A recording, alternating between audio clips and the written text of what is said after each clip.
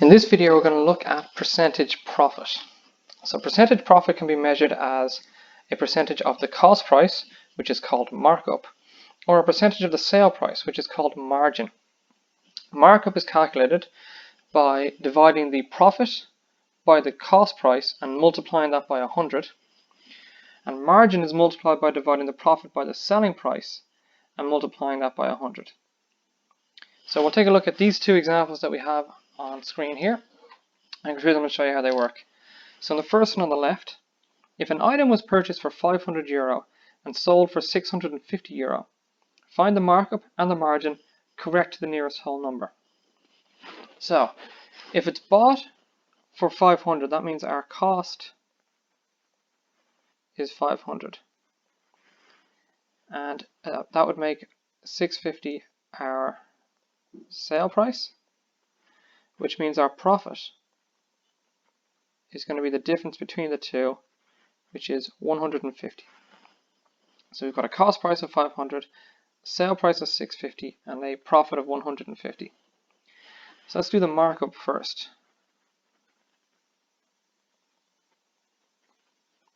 Our markup is profit divided by cost price multiplied by 100. That's going to be 150 divided by 500 multiplied by 100. And that is equal to 30%. And our margin is going to be equal to our profit divided by our selling price. So this time it's going to be 150 divided by 650 multiplied by 100. And that is going to be equal to approximately 23%. So that's how we calculate markup and margin when we're given the numbers ahead of time. Let's take it another way that we might be presented with a problem like this. So in our problem on the right here, we've got a shop bought a suite of furniture for €900. If they sold it for a 32% markup, find the sale price. Okay, so this time we're not given the profit or the sale price. All we're given is the cost price and the margin. We've got to work back to our selling price. The easiest way to do this is we work out our profit first. So remember, markup is equal to profit over cost times 100. So we know in this case for part 1 that our markup is 32. We don't know our profit yet, so we'll just put that in as P. And we know our cost is 900. And that's still going to be multiplied by 100. If we fix a little bit of what we've got on the right, that means we have 32 is equal to P over 9, because our 900 and our 100 are going to help us cancel that down a bit, which means that our profit is going to be equal to 9 times 32. So our profit is equal to 9 times 32, which is 288. Which means our sell price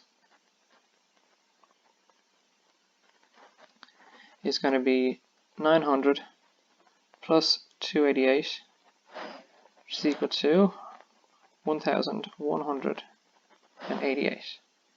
So that's how we calculated our sale price when we were given the cost and we're given the margin, or the markup, sorry. For part 2, we're asked if they sold it for a 32% margin, we've got to find the sale price to the nearest cent. So this time we're working with margin. So our margin calculation is profit over selling price. So that's profit over selling price times 100. Okay. And this time around we're given the margin, which is 32. We aren't given the sell price, but we can work that out in relation to something else. So if we call our profit P, we have P on top, and then the bottom, our sale price is going to be our cost price plus profit. So it's going to be 900 plus P, and that's still going to be multiplied by 100. So if we bring our 900 plus P across the equals, we're going to have 32 times 900 plus P, and that's going to be equal to 100p on the right. And if we multiply out these brackets, 32 times 900 is 28,800. So 28,800 plus 32p is equal to 100p. And then we're going to try and solve this out for p. So we get 28,800 is equal to 100p minus 32p, which means 28,800 is equal to 68p. So in this case, our profit is going to be equal to 28,800 divided by 68, which is approximately €423.53. That's rounded to the nearest cent, which means that our sale price is going to be equal to 900 plus 423.53,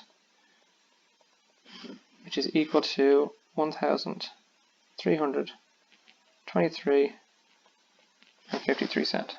like that. And that is how we work back from having our margin and our cost price to figuring out the sale price and our profit along the way.